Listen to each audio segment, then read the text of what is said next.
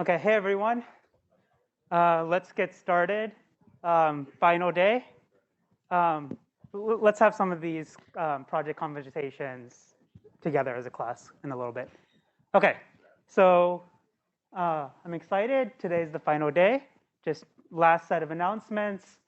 Please don't forget quiz 5 is due tomorrow evening. Please fill out the official course evaluation.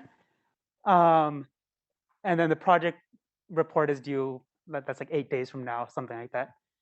The only thing I want to highlight here, and so we're going to be submitting those instructions, posting those instructions probably today or tomorrow. Intended to do it this weekend, but just like all the logistics of actually running the tournament took like my entire weekend, and so I didn't get to writing the project report template. I will allow resubmissions for part 1 and part 2, but I don't want you to like do more work if you're like happy with your submission. Like don't use it as like, oh, like I just want to do more work on the project. Just like use it if like if you believe that like the time you've put in so far is not reflected because of like small errors or like you weren't able to put in time. Any questions about logistics?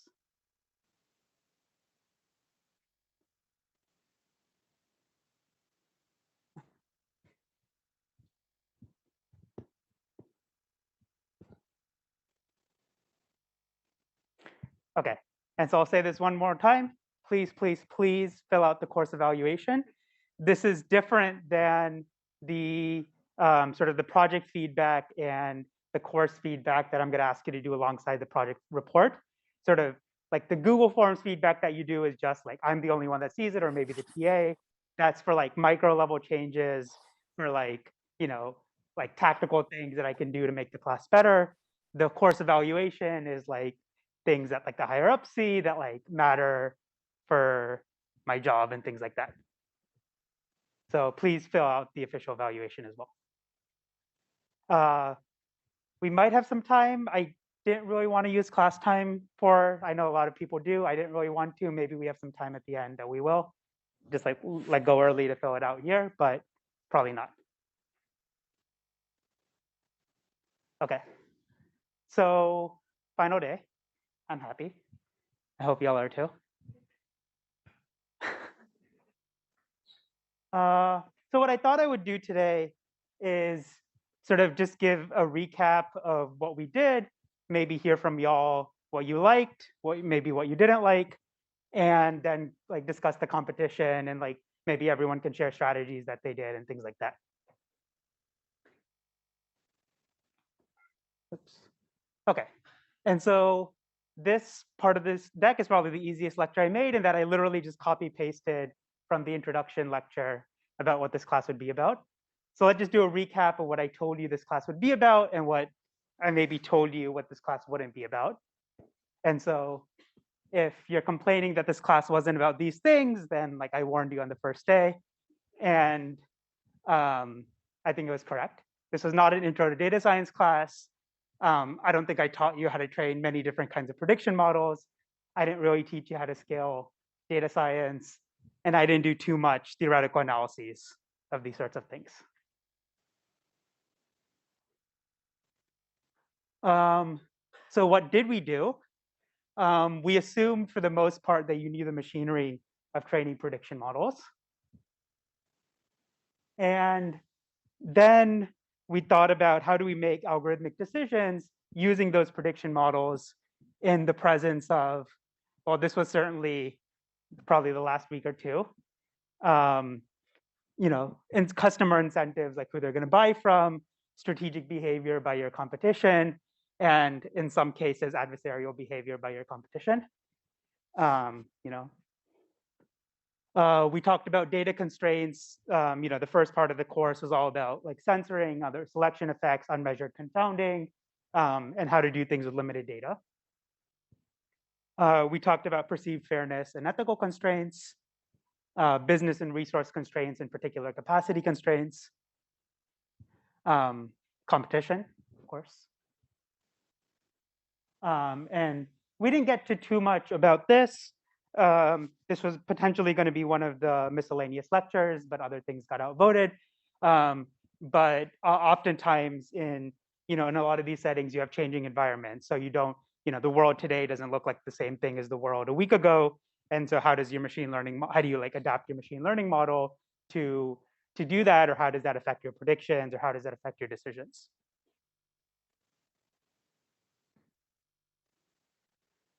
Okay. And so I don't know if I copy pasted maybe too much.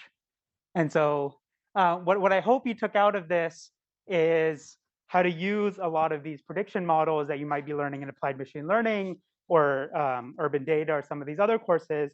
And I hope you're slightly more comfortable in applying those toolkits if you go out and work in places that data science about people settings. So either like online marketplaces, government, so like transportation, polling, just any government services, or just really any data science setting about people.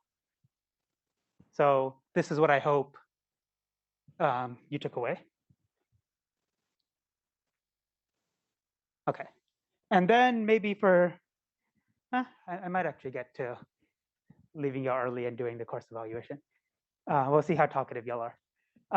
Okay, so now we're just going to do a brief recap of each of the modules. And for this, again, this is literally copy pasted from the first day. So you can't, you can see what I told you versus what we actually did.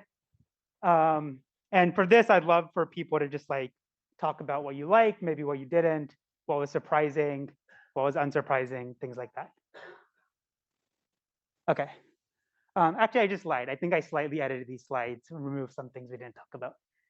Uh, but okay, so the first module was data collection and processing. And so what we talked about, the first I think lecture was like data constructs. So what is data? Where does it come from? How does measurements differ from the construct, the sort of the object of interest that you want to measure?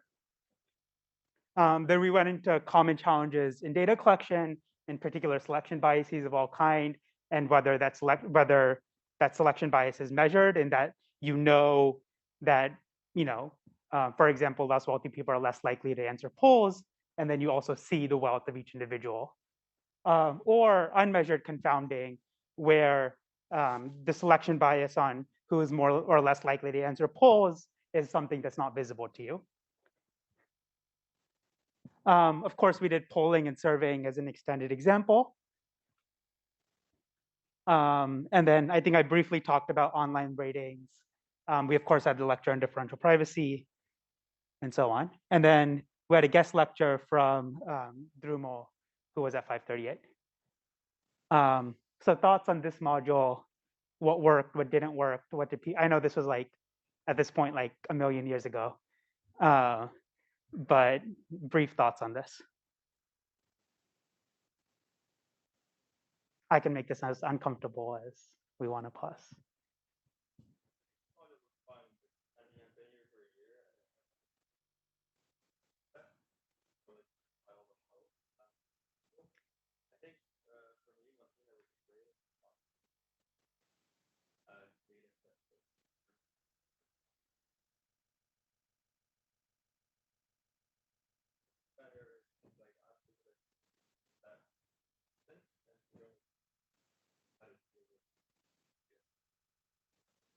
Okay.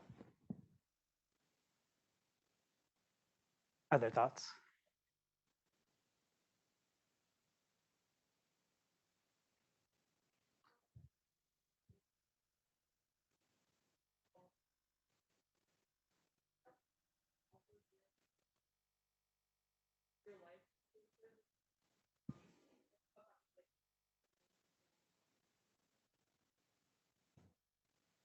Thanks.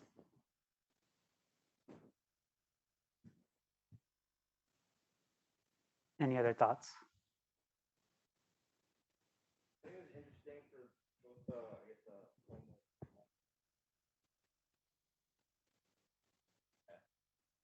came to the election, who you're gonna vote, right? Maybe some of the concepts wasn't necessarily that.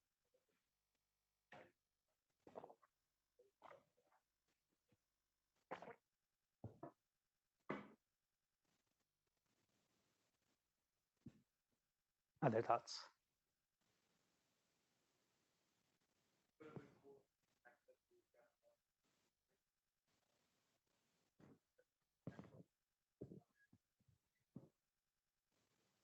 Yeah, no, that was 100% the plan. And then life happens and you don't get to making the assignments you wanted to make. But yeah, totally hear you on that. Hopefully in a future year, if especially if Drupal comes back, would love to integrate some of that into the homework. I like learning about how bad ratings are, like in terms of the positive ratings and how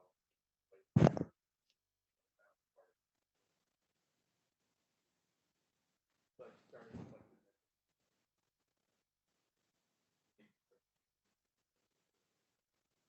around everything.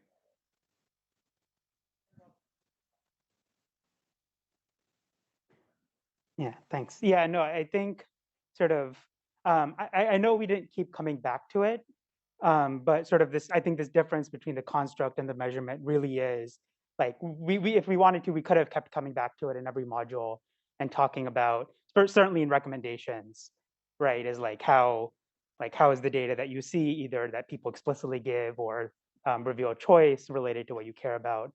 Um, Certainly that happens in experimentation. I'll like sort of you can kind of, I mean, you can certainly shoehorn like interference and measurement biases into that framework, but I think there's like other of like what are the metrics that you can measure in an experiment.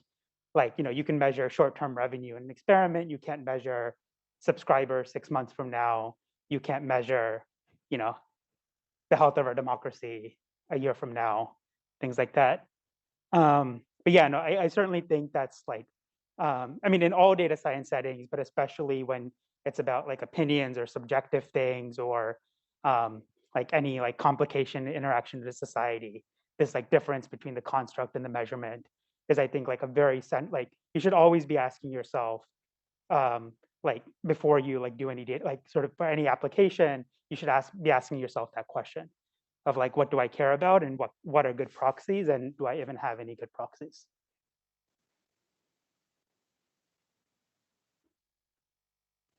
Any other thoughts?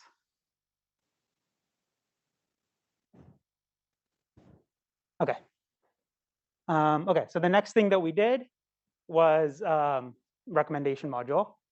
And so started with just the basics of recommendation. So a little bit on collaborative filtering, matrix factorization, item, and user-based collaborative or item and user-based recommendations. Then we started talking about sort of personalized recommendations, either using like the histories of each person or for the cold start problem, how to bring in individual or sort of individual covariates.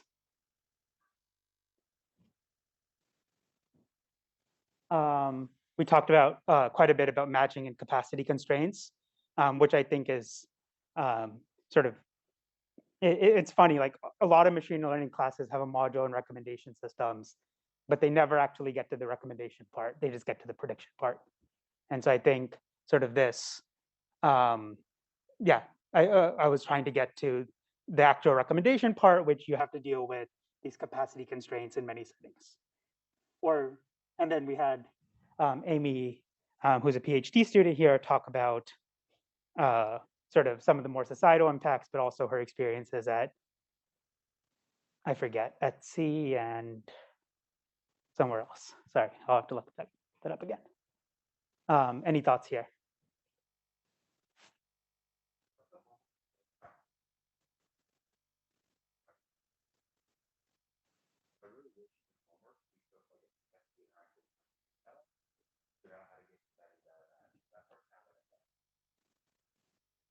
Yeah, totally. So totally hear you on sort of getting the recommendation, like sort of doing the collaborative filtering. I think that's very valuable. And version 1 of the homework had you do that. And then there were too many like sort of getting the Python packages to work and sort of, it ended up, I think, in my view, not being a valuable enough exercise for me to give it to you.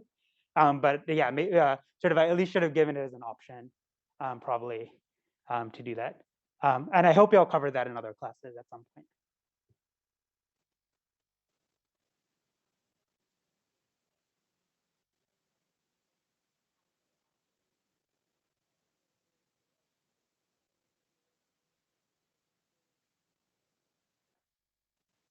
Yeah, no, that like Stitch Fix animation is like one of my favorite, like sort of, I'm very happy that they probably it was like an intern project for the entire summer or something. Um, but yeah, I'm glad that they put that out. I think it's a super valuable tool.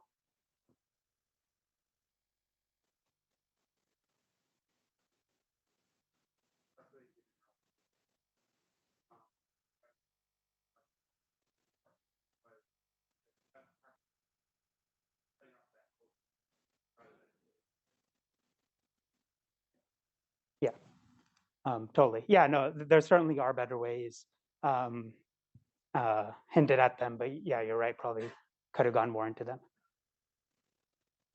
Other thoughts?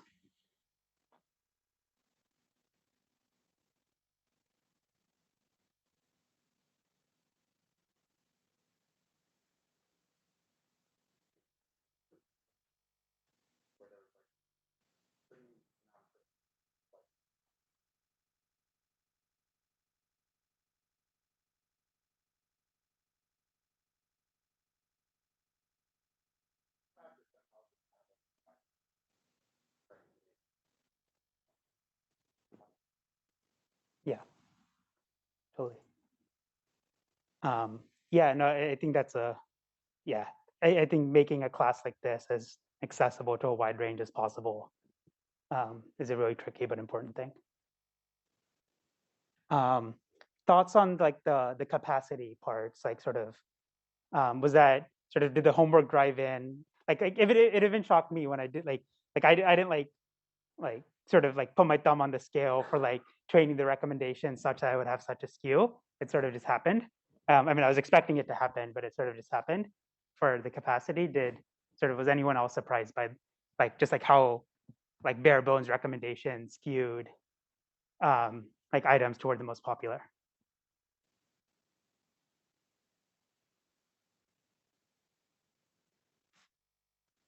Thoughts about that, or the capacity part, or the dynamic matching, more or less that you wanted to see?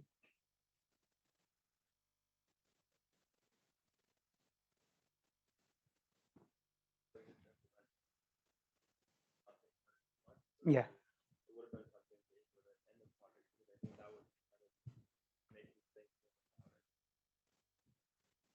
Yeah, no, 100%. I agree that it would have been nice to have the capacity constraints in the project. And so for those of you who read part two, like the original posting of part two, it was there. But then sort of like, then part two would have been sort of imagine all like this like competition thing you were doing, but also needing to implement like dynamic programming in multiple dimensions and over like long time and doing that efficiently and sort of if you can think it'd be great. Like I would love to add capacity back, but if you can think of a way for me to do that without substantially complicating the task for part two, would love to hear that. Like maybe I could just add something to part one or something. But very cognizant of like the workload and what I want to emphasize and things like that. One of the students was talking about the cold start. I feel that I learned a decent amount about it, and I know tools to do so. I don't feel I actually am able to tackle it. Um, like our strategy is part one. We were the most successful team. We just did not use cold start. We just said don't use it. And it worked out to our advantage. We experimented Yeah. and it made our model worse. So Yeah, I mean, I think that's um, like so. Okay, so I'll repeat the insight or the thought is sort of the team experimented with Code Start and then found that it made things worse. And like I think that's certainly like a possibility. Like I don't think that's like yeah. So sort of like another way to view that is you have some covariates, and then from those covariates you want to like impute the missing data that you have, which is like all these embeddings. And then the question is like when is that imputation of like the missing data, which is the embeddings, valuable, and when is it not? And I think that's a good question um, in practice. And I think that's like something that people are still working through in different settings, which is in some settings like this imputation, like sort of actually doing the code start and or like doing this data imputation is super valuable. and others, like the errors in the imputation in this in this first stage are so much that you don't gain much value in it. Yeah, I think that's a sort of like I wouldn't take that as like a sign that you did code start wrong. I would just take it as like potentially in this domain, like the code start just wasn't valuable. I will say is like where it could have been valuable, um, potentially was like, so in this project, you just had like 2 items, right? But if, you had like 1,000 items and you wanted to do like, some prediction evaluation for each of those items, you would actually, instead of making separate models for each item where you can just put in covariates, you would want to do something like to solve the code start problem and bring in this like dot product thing. And there you would probably find more value.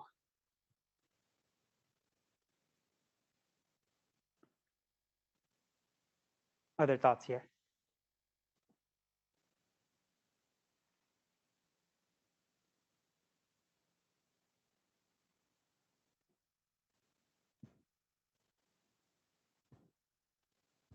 Okay. So the third module was pricing. So, this like very basic question of at what price do I sell my items? We talked about, given market data. So like how to, like even forgetting the demand estimation part, just given the demand function, how do you find the optimal pricing? Then we talked about individual pricing, and the homework talked a little bit about the value of personalized pricing. So like, what are you gaining by doing that demographic based pricing versus just like, setting one price for everyone. We talked a little bit about pricing over time, especially with capacity constraints. And this was perhaps the most technically difficult lecture part of the course. We'll probably need to adjust a little bit how I teach it. But so here we talked about sort of introduced the idea of dynamic programming, which is, I think, one of the simultaneously one of the toughest to learn, but also extremely valuable sort of algorithmic toolkit for those of you going down like the CS route. Hopefully in like some other class, you'll get a longer sort of more methodological treatment of dynamic programming. I personally enjoy this quite a bit, sort of this, sort of the class discussion we had on sort of that personalized and dynamic pricing and talking about sort of the various ethical things. Y'all surprised me. I would never want to be hired by any of you. I think that was one of the outcomes is like y'all are willing to do a reverse auction for salary and give a job to the person who wants the lowest one. That surprised me. That was probably the only one that like surprised me quite a bit, but that one was, someone will still need to explain that one to me. Maybe when I open the floor to y'all. And then I had a lecture on prices and wages mostly in ride hailing. Okay. Thoughts here.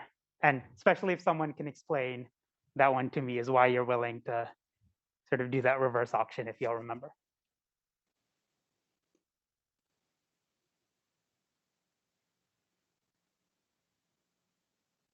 I also really like the sort of conservation module, data science.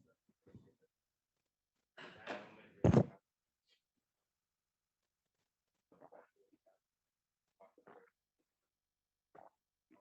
I think that is a really good conversation to have. As far as the question, scenario is like everyone is trying to save money. Okay. Thanks.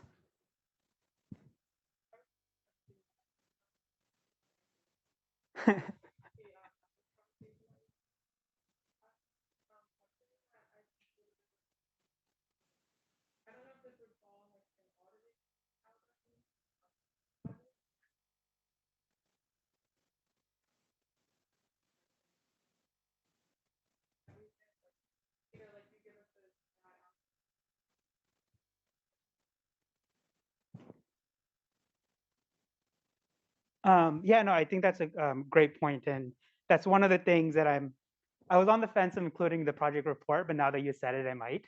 Um, you just maybe added work for everyone. Uh, looking at sort of how you were pricing on different covariates and what if one of them was sensitive and things like that. Yeah, no, I think that's like certainly I purposefully didn't have you all think about any of that during the competition, but maybe in hindsight, sort of doing some of that, like just at least like auditing and looking at that could be interesting.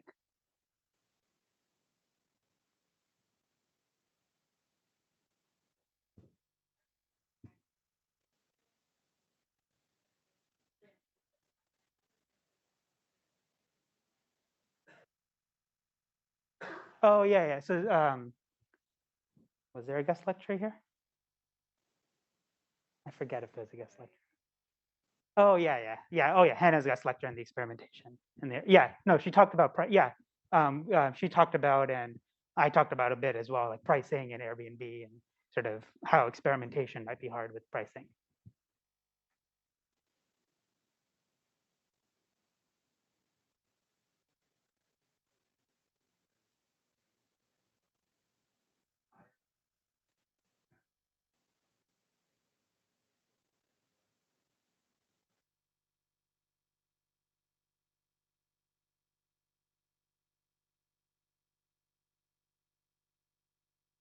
Yeah, yeah, no, that's like a whole nother class on like transparency in these marketplaces and how like that's weapon like selective transparency is weaponized for them to get what they want.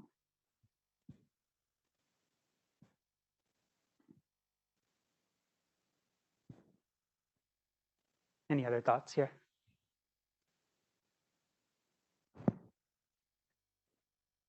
Okay. And so the sort of the second last module was experimentation. So how do I know that my product or treatment worked out or will work out? Talk a little bit about the A/B testing basics, but then very quickly dived into why these standard techniques fail in people-centric settings. And so then we talked about experimentation and practice in a whole bunch of ways. So dealing with, you know, experimentation on social networks. We talked about like the New Zealand technique or the generalization of that, graph cluster randomization. Um, talked a little bit about experimentation over time. So like switchback experiments where you just keep switching over time. Um, and then experiments in two-sided marketplaces. And so that this was Hannah's guest lecture. And you now have sort of which side you experiment on depends on the characteristics of the marketplace. But I think just more generally, I think that lecture was a great example of how like the particulars of the sort of the setting that you're in will change the type of experiment you want to run. And so even if you all don't remember like the details of that guest lecture, I think that high level sort of lesson is important in that like you wouldn't just take an off the shelf experiment and just run it. You really need to think through is like what is the setting of your marketplace. And then briefly talked about synthetic control. And then here we had a guest lecture from Hannah. Thoughts here? We already heard one person say that she liked the sort of this guest lecture from Hannah. I liked it as well. Other things that you liked or maybe didn't like about this module? Nothing? No one liked anything? I should just kill it next time?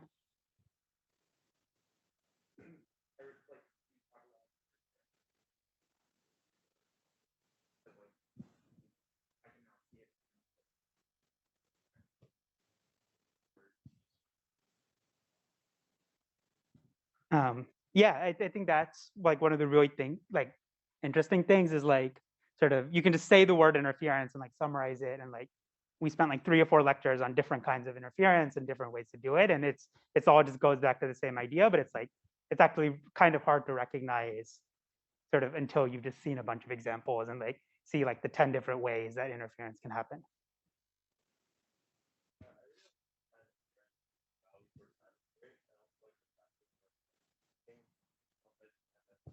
Like kind of rigorously.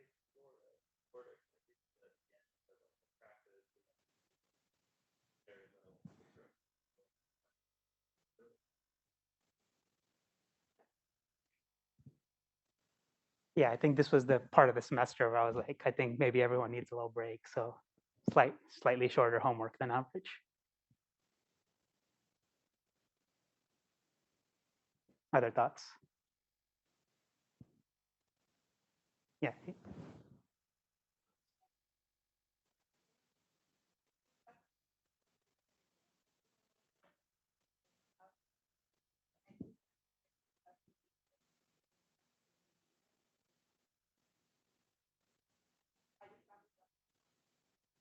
Okay. Thank you.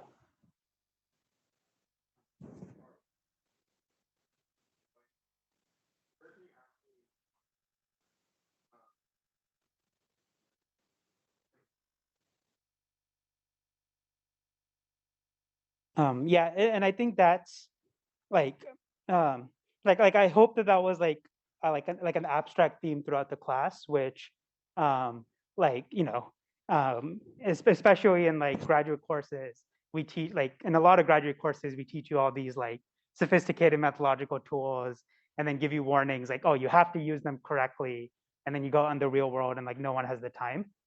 Um, and I do think sort of it was like one of my implicit goals. I didn't like sort of harp on it too much, but I think sort of this exact point is like I think it's really important to get a sense of like what are the shortcuts that are okay to make for time, and what are the ones that like just absolutely kill like the point of doing anything.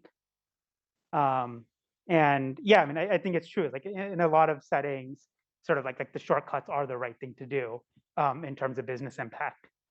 Um, but I think like getting experimentation right and like in like the high level, like does like what is the effect of interference is like probably one of those things you can't take a shortcut on. And then peaking as well.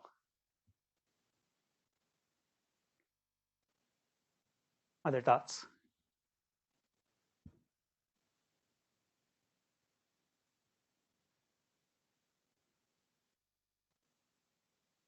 Okay. And so then the last thing we did was just a few sets of miscellaneous lectures.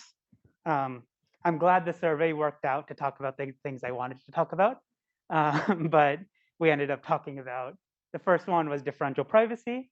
So how do I share, or how can I, like, is it even possible to share personal data in a private manner? Talked about limits to prediction. So like in what settings can you expect for like prediction to just not work very well? And then discrimination and design mitigations in online platforms.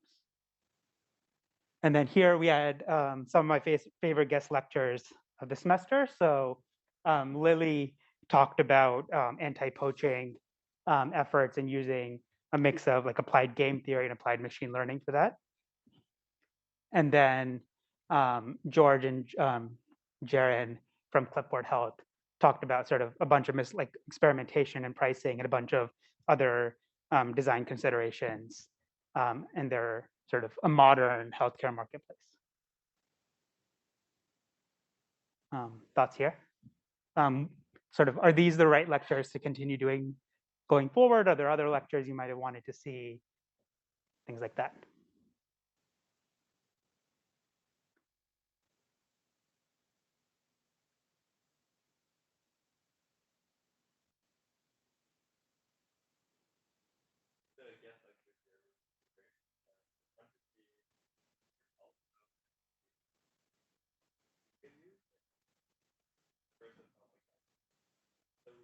Like Jupyter notebooks? Yeah.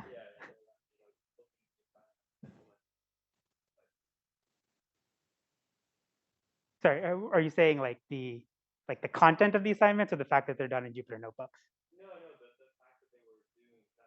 Oh yeah, okay. Like the content. Okay. Yeah. I mean both, right? Like it's embarrassing how much of like production data science is done in notebooks.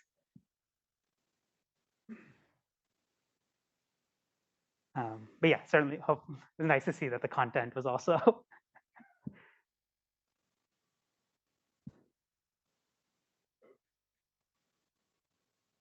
yeah. Yeah, I was thinking of doing, and I was, some of y'all asked about it. Like I was thinking of doing like a lecture on like incentives and like applied game theory and things like that. And then I thought that sort of her lecture and sort of the class project were just like sort of that, like just like sort of seeing some of these in practice is just like it like beats me talking about it for like an hour.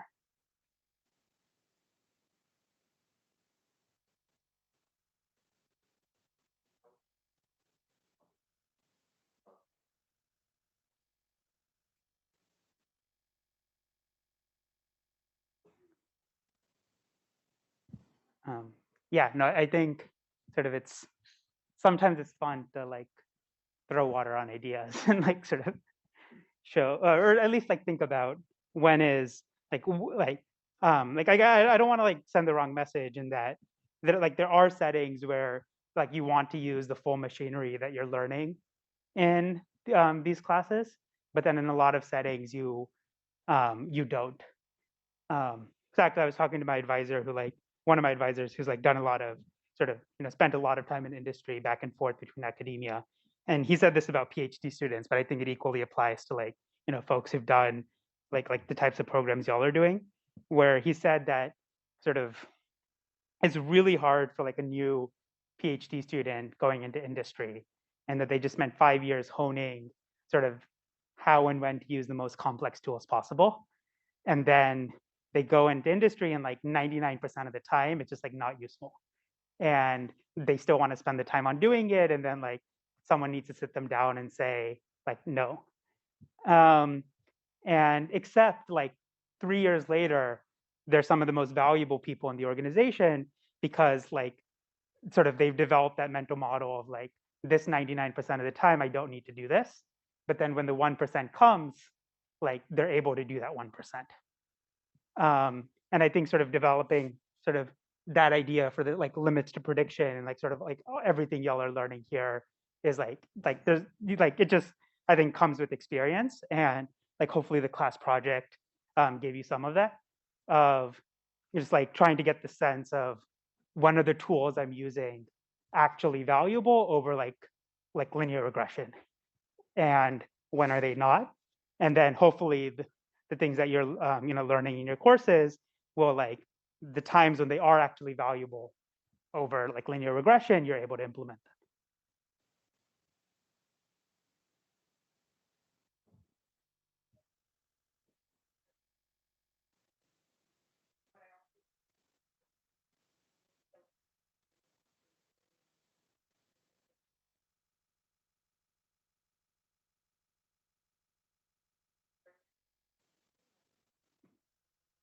them. Okay, yeah, that makes sense.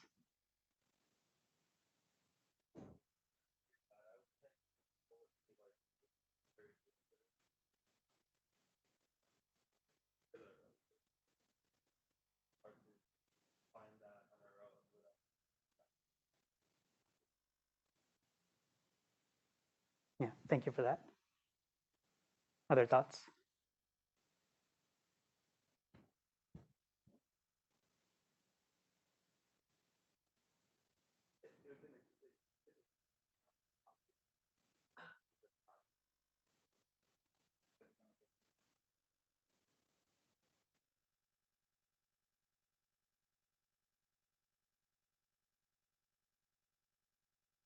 Yeah.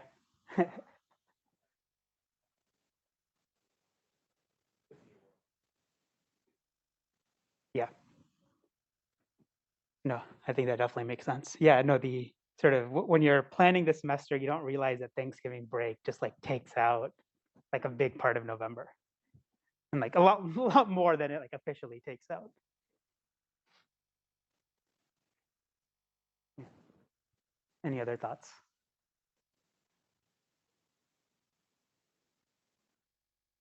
Okay, so let's discuss the class competition. Let's also keep this interactive a little bit.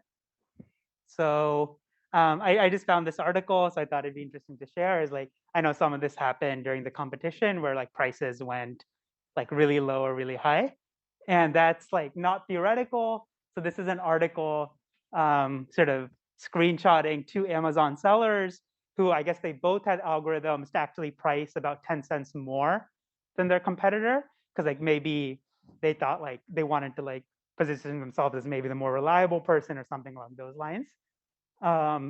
And then like this like random book about flies and like genetics was priced at $18 million by one seller and $23 million by another. So yeah, I thought this was fun. This happens, and there's simple checks, hopefully, that you'll implement in your code to prevent like extreme things like this from happening. Okay. So part one, what was the goal? The goal was to bring together the recommendation and the pricing modules and start sort of just the idea of introducing computational runtime as a constraint that like you might have in many of these settings, especially whenever you're making online decisions. And I think I already announced these results earlier. So this is just copy pasting from the leaderboard from part one. I'm purposefully not putting team names, but you're allowed to, sort of say which team you are when we discuss in a little bit. Yeah, and so let's just have, let's just keep it for part one for now, a discussion on like what did you do, how did you or did you at all deal with missing data, how did you make that decision, what were your strategies for optimization, how did you know whether you needed to keep going in terms of the number of samples. Oops. And yeah, I mean, so like these are certainly things that I'm going to ask about in the project report as well. But I think your classmates especially would also appreciate hearing some of this. So just raise your hand and give thoughts.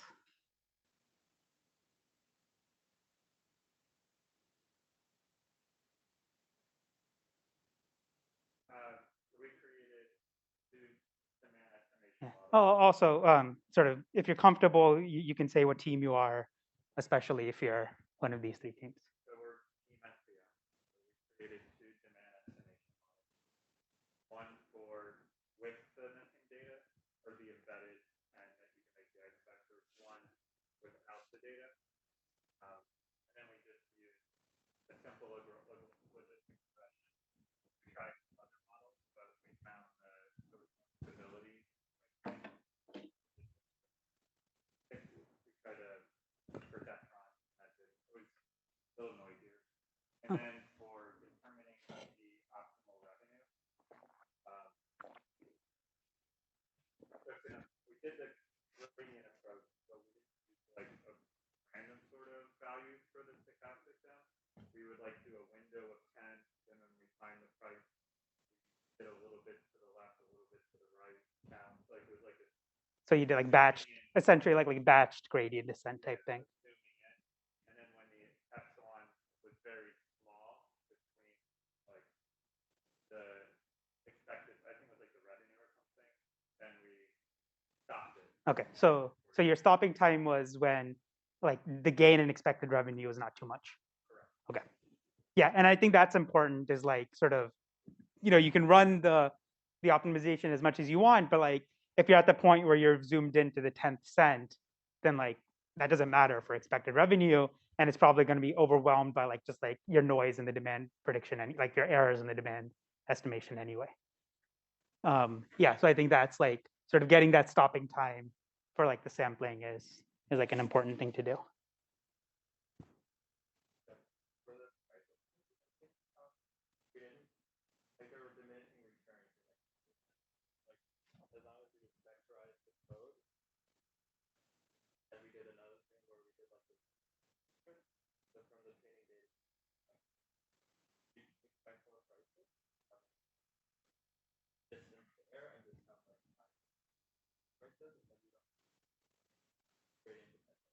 Okay.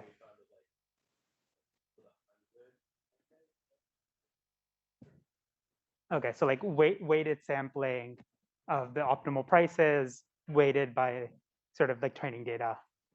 And was that by covariates or was that just like weighted overall? Okay.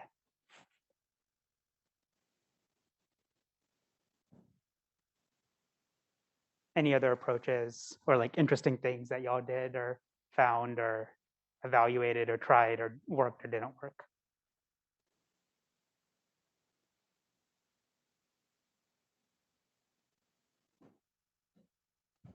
Was that a hand? Well, I'll pretend that's a hand.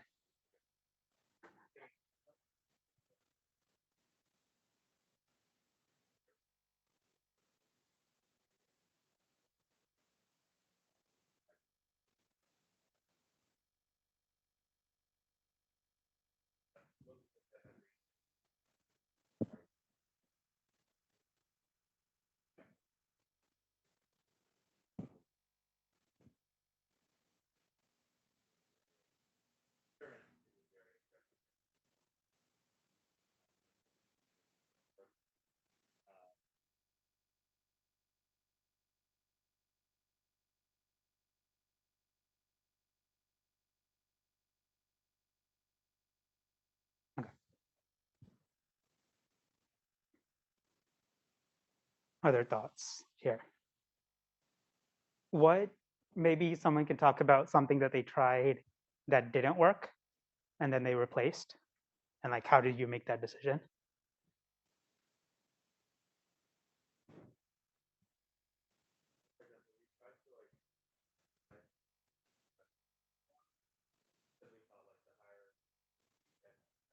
The maximize the expected.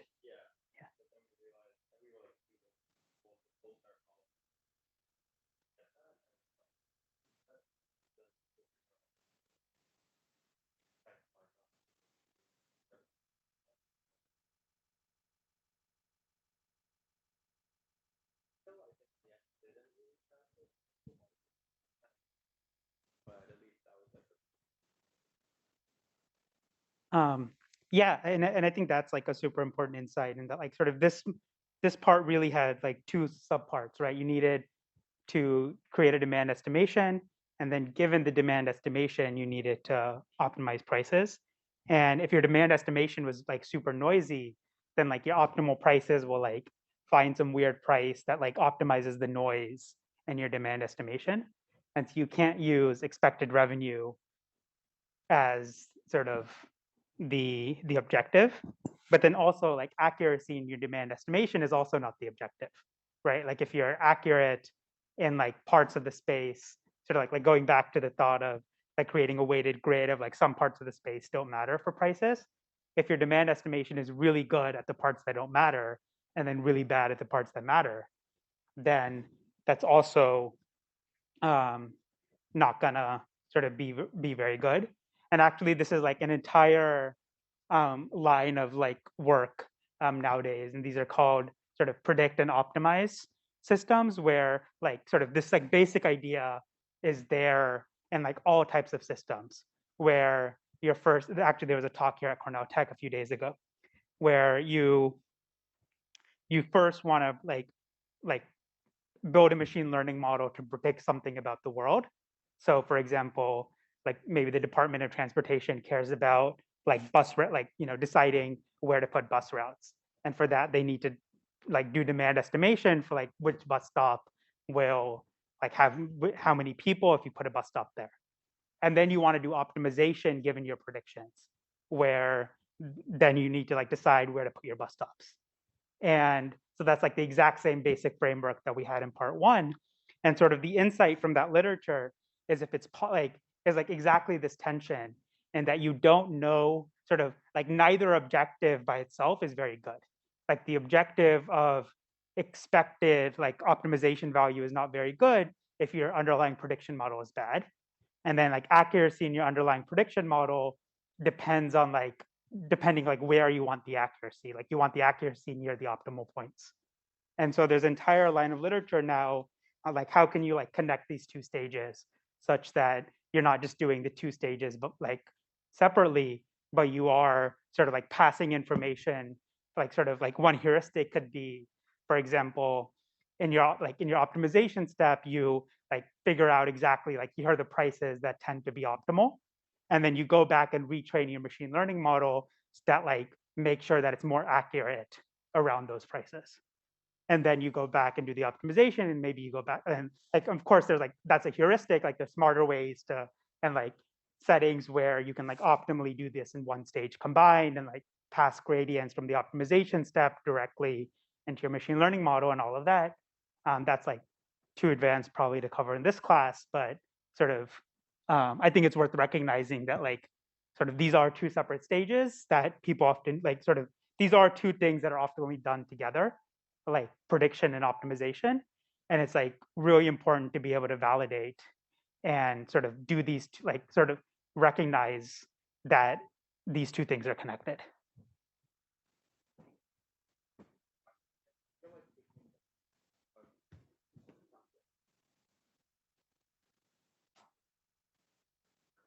Yep.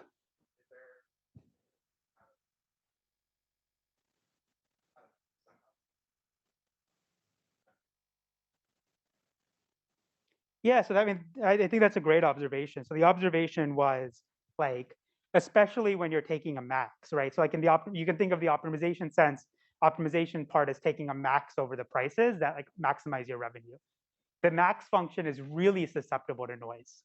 So suppose you like had independent noise on each price. I mean, clearly you don't have independent noise here, but like suppose you had independent noise on each price, then like the max function, and like suppose all the prices were equally useless.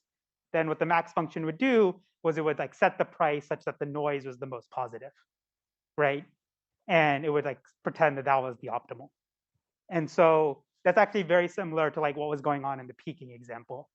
Sort of like it's the same sort of problems come up. And so then the question is like, so like, yeah, so one part of this literature is like, how do you do this optimization knowing that you have errors in your underlying model? And then there's like this entire line of literature that does like tries to do robust optimization here. So like even if you're a little bit wrong and like sort of like try to find the prices such that even if like your machine learning model is wrong or like you can't implement the exact prices, like you're still in a region of the space that's like very good, right? So for example, if there's like two sets of prices very far from each other and one that's like just like one point happens to be very good and all the surrounding points are bad, and another part of the space where like maybe no individual price is as good, but like that entire space is pretty good for revenue. You would probably want to do the latter one because it's more robust. So yeah, that's like certainly like one of the important insights from this, like doing these two things together.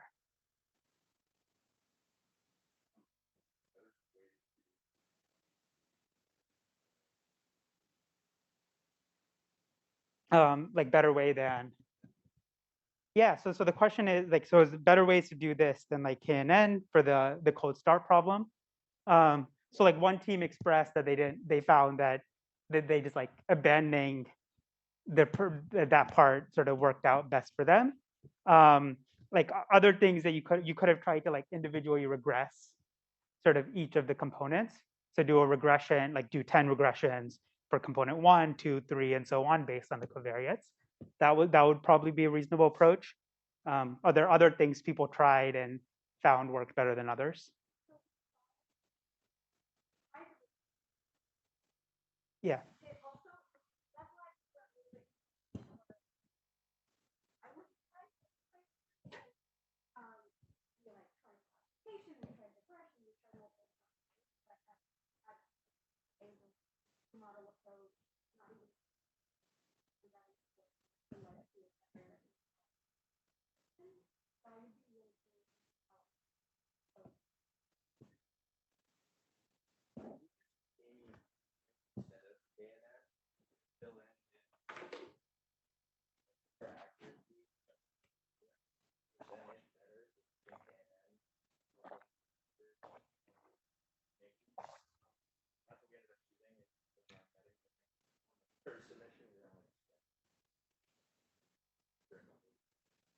So I mean, maybe like using the cold start wasn't really that helpful. I think especially with and kind of sure found to not be the best in the world, but it did help us better.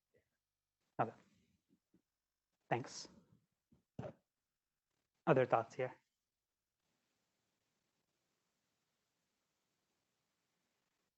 Okay, so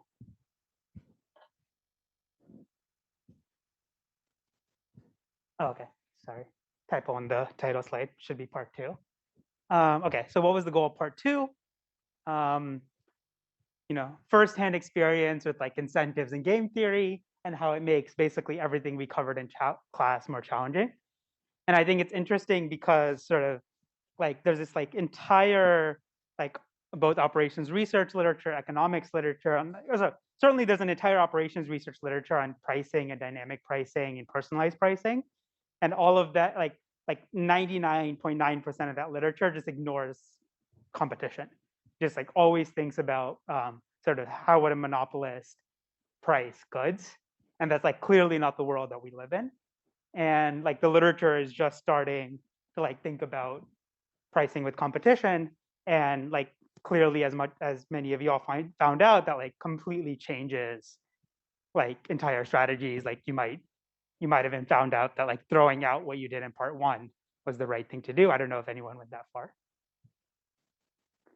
Okay, so results. The third place was the team John and Alia. Who knows who they are?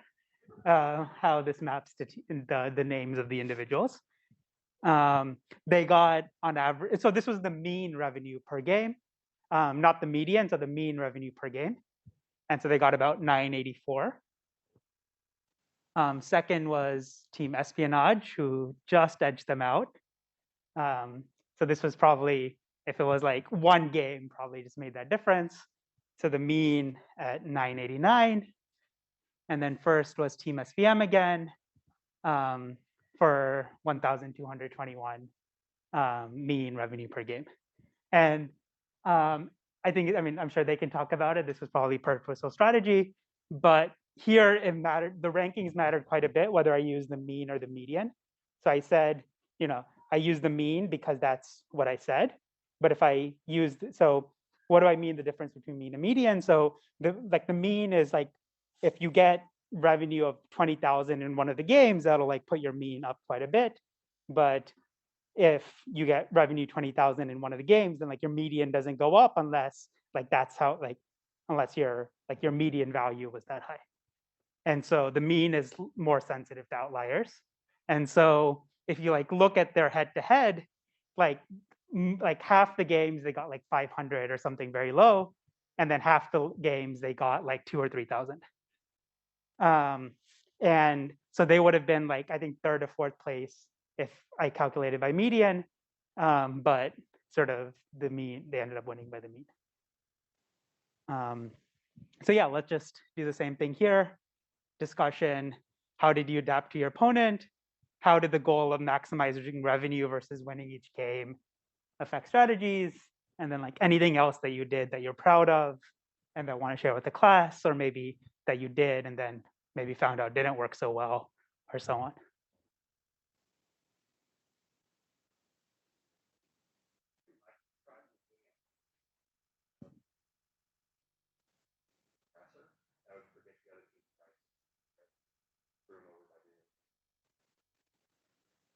Okay. And did you find that that worked? Okay.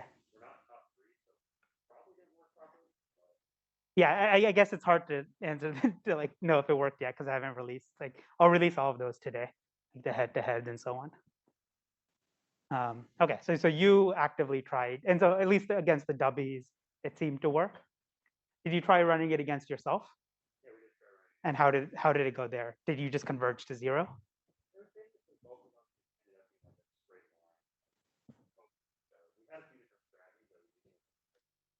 Okay.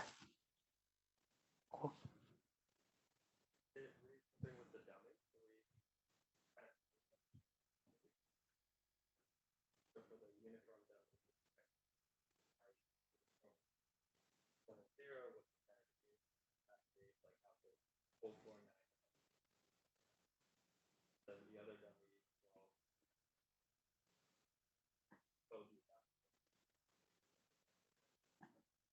Okay. And so you really tried to be specific to each agent, or to at least those three. Okay.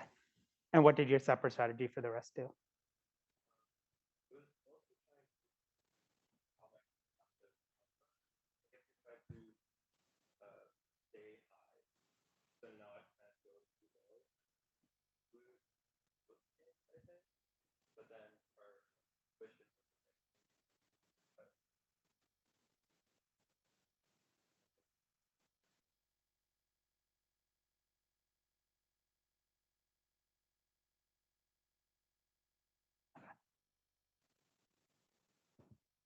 Are y'all team SVM?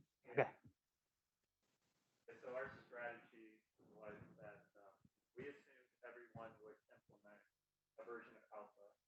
We didn't understand Like what I said in the strategy document. Yeah, so we assumed that everyone would take the simplistic approach and do the alpha and not try to do anything beyond that. So we took a game strategy approach. If everyone is implementing, how do we improve upon everyone implementing? We found, again, the dummy opponent for like the adaptive, but we create like an logistic alpha, your price collapse eventually, and it goes to zero. So we found that we felt that the best way to get out of that was to sacrifice on the low revenue item and to only compete on the high revenue item. So there was like, we get like the expected revenue back from every sale or potential sale. So then anything that was like the bottom 20% of items, we just gave to the opponent. Okay. The expectation that they would raise their alpha. So then for the top revenue items, we would like compete on those and lower our alpha for them. I think what trips some teams up is our like sort of benevolence of giving away items. They didn't really expect sort of benevolence, and it caused some models to collapse. Yeah. So I mean, so I think there's a few interesting things here. So the first one is like this is an interesting setting. Like for those of you who have heard of like the prisoner's dilemma game in game theory, sort of the idea there is you have two prisoners in different or like two potential collaborators who committed a crime. They're sitting in different rooms, and sort of the cop goes to each of them and says, if you like give up your partner, you'll get less time in jail, but your partner will get more time. And if you do all the math, you'll see that it's better for like both of them, like sort of if you care about the sum of their individual utilities, it's better if neither of them sort of like give up the other person, like they both sort of what's called cooperate with their partner. But if sort of given that the other person is cooperating, it's better if they themselves like do the undercut, like sort of they give up their partner. And so there's something like similar flavor going on here in that if like you can always just like set all your prices to zero, and then both you and your opponent are sort of in trouble for this entire game, right? Both you and your opponent learn nothing and like sort of gain nothing in the entire game. And so what you need to do is you need to sort of make sure that you set high enough prices sometimes so that like your opponent doesn't go to zero, but then you want to like earn money in the times when, so yeah, so you want to undercut them, but not undercut them too much that they go to zero. And it seems like this team, sort of Team SVM did sort of exactly that against like assuming that their opponent did like the strategy I said in the strategy doc, where like they did just enough to make sure that like their opponent doesn't just price always at zero, but then still took advantage. And then I think what was clever is like they were careful about which items they gave to the opponent and which items they took for themselves. And then the second thought, I think, this sort of, I had this in the strategy document about like sort of, I briefly talked about like different levels of strategy, right? So I always forget the terminology, but I think you can think of like a level 0. It might be level 0, level 1. I might be off by 1 here, but you can think about a level 0 strategy as like what you submitted in part 1, where like there's just no, like you just do the thing assuming that there's no competitor. So you don't do anything strategic. And then a level 1 is something that like does the basic sort of assumes that all your opponents are level 0 and then does the optimal thing. And then a level 2 assumes all your opponents are level 1 and then does the optimal thing. And then sort of what a game theoretic equilibrium is such that like everyone's at level infinity. And so sort of the idea is that like each person is optimally responding to everyone else's optimal response. And from what it sounds like, their strategy was like my strategy document basically gave away level 1. And so if my strategy document gave away level 1, then their idea was to be level 2 because they assumed most people would be at level 1. And then there's a lot of literature on like behavioral game theory that sort of talks about exactly this, that sort of if it finds out that like, like all the math and all of that is like at level infinity, but in practice, most people do end up playing like level 0, 1, or 2, or like sort of very few people in practice end up actually like playing higher order strategies.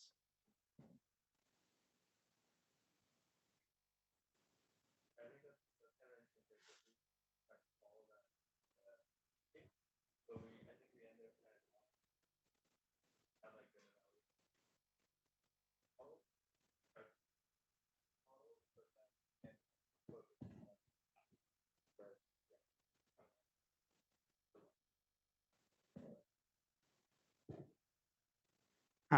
Yeah, okay, yeah, no, I think that's not surprising. And sort of a funny anecdote here is like sort of people like doing this sort of thing where like asking like people to play this like prisoner's dilemma game and so on. And if you go to a game theory conference and ask people to play it, everyone defects, like everyone like gives away their partner, and like no one, like everyone is in trouble. And then if you go to like, I don't know, like a random like movie theater or something and ask people to play, like most people cooperate, and like everyone ends up with higher utility. And so like the game theorists kind of play themselves into like just ending up in a bad equilibrium. And so it seems like y'all ended up doing that. Other thoughts?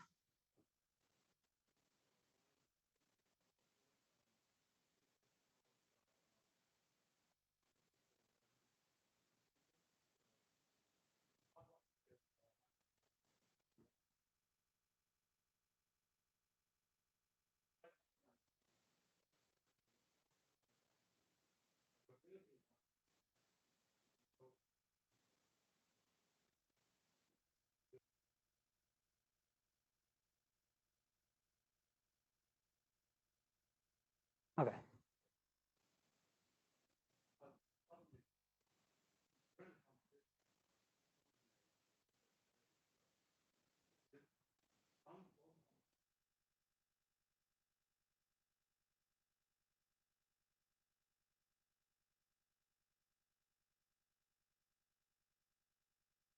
Okay.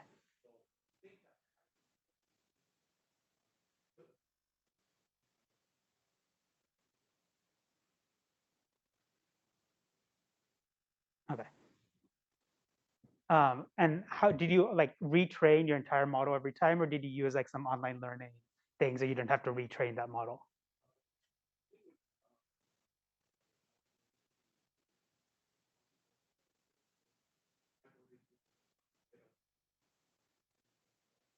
Okay.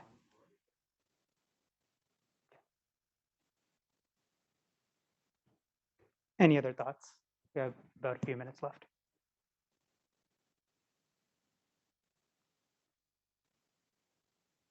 Questions or anything about this part or so on?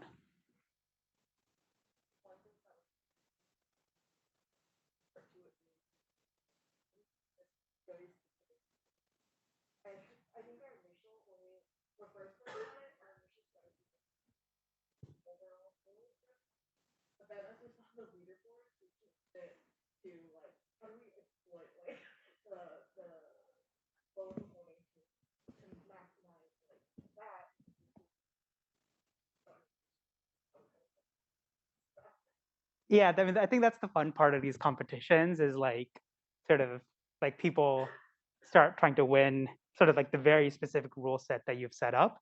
And like actually there's this entire literature thinking about like what is, or not literature, like sort of there's like these thought pieces and people thinking about like what is Kaggle doing to machine learning research and is it healthy?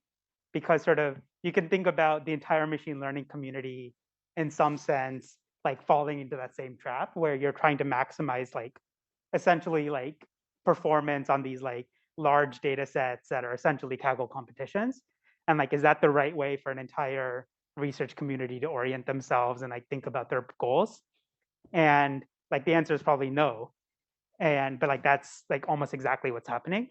Where like you can't blame each individual participant because like everyone's responding to the incentives that like this community has set up. but then for like leaders of the community, sort of thinking about is that what they want to reward?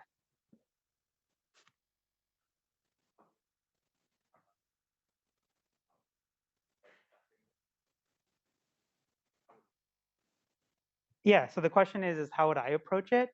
Um, I don't know what I mean. Like, sort of, it's like how would I do it with like infinite time versus like y'all have like 10 other classes and so on. Yeah, that's a good question. I mean, I think sort of this like I think I would have tried to do exactly what this team found out. Maybe I wouldn't have done it as well, but like trying to think through is like, yeah, like what is the level that most people are going to be trying to play at, and then like trying to sort of be one level above that, and like um, yeah, and probably the fact that I gave a strategy document probably sort of influenced where everyone was at.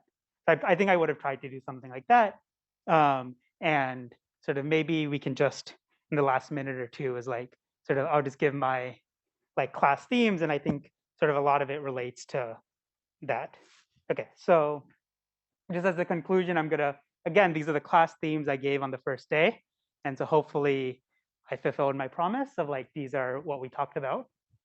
And yeah, so the first theme is, I think, exactly what we just sort of heard from two teams, which is the right data and interpretation beats modeling sophistication. So in this case, not doing, like not assuming, like not doing the game theoretic optimal probably ended up winning the competition. Um, the right solution is not always technical. So I think we talked a lot about, for example, the pricing ethics lecture is sort of like a lot of like the solution, like sort of a lot of those problems show up in non-algorithmic components as well. Um, you're not done after you train a model, and that's not where you start either.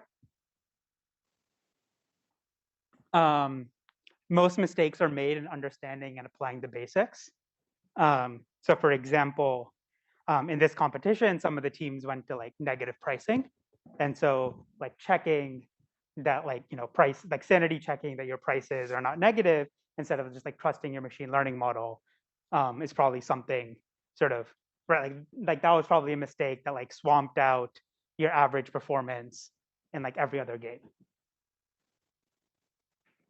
Um, I think in a lot of these settings, I think, for example, Lily's lecture, especially, I think emphasized this, is that like really understanding your domain and working with the experts in that domain is like like you can't just come in and be like, I am a machine learning expert, I know how to do everything. Sort of you really need to work with the domain experts. I hopefully kind of convinced you of this, that you should try to design with privacy, ethics, and fairness in mind, that like ad hoc things afterward, especially for like privacy, don't really work. Y'all probably definitely got this on the class project, which is like historical performance on a training set is like a terrible measure for almost anything you care about. And then concepts and not just methods. I mean, I think a lot of these are repeated themes.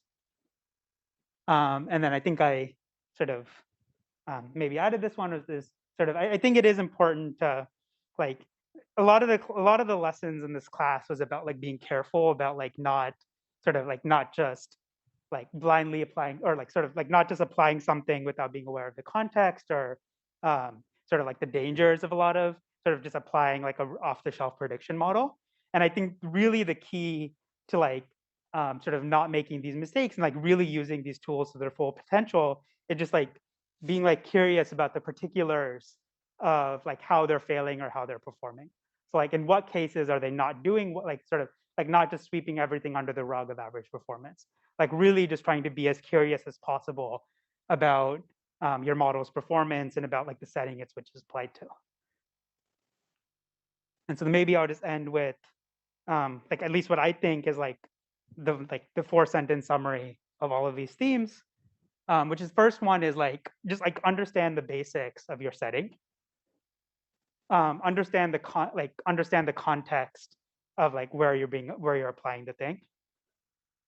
Understand the limitations of what your models can and cannot do, and then like understand and respect the people behind the process, both behind the training process and also where your thing is being used.